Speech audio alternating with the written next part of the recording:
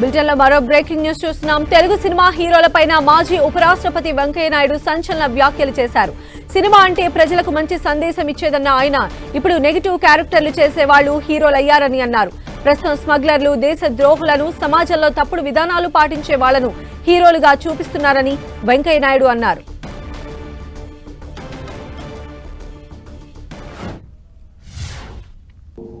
ఈ ముఖంలో హావభావాలు పలికిస్తూ జనాన్ని సంతోషపరిచే విధానం అవుతుందో అది చాలా ముఖ్యం.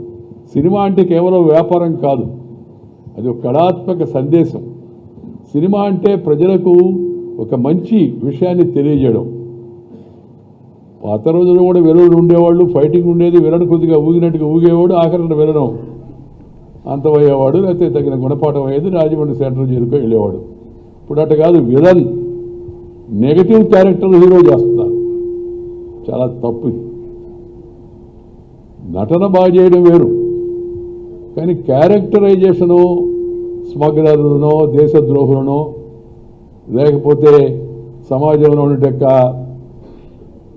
తప్పుడు విధానాలు పాటించేవాళ్ళనో మనం హీరోయిజం, అది హీరోయిజం అనిపించకూడదు, చేయకూడదు. అలాంటి ఆదర్శాన్ని పిల్లల ముందు పెట్టకూడదు. మంచిగా ప్రమాణాలు పాటించాలి, మంచి కథా సంవిధానం దానికి ఉండాలి, దాంతోపాటు మంచి నటులను ఎంపిక చేసుకోవాలి. ఇప్పుడు మళ్ళీ ఇప్పుడు పిలిస్తే మనకు రామారావు గారు, నాగేశ్వరరావు గారు రారు కదా.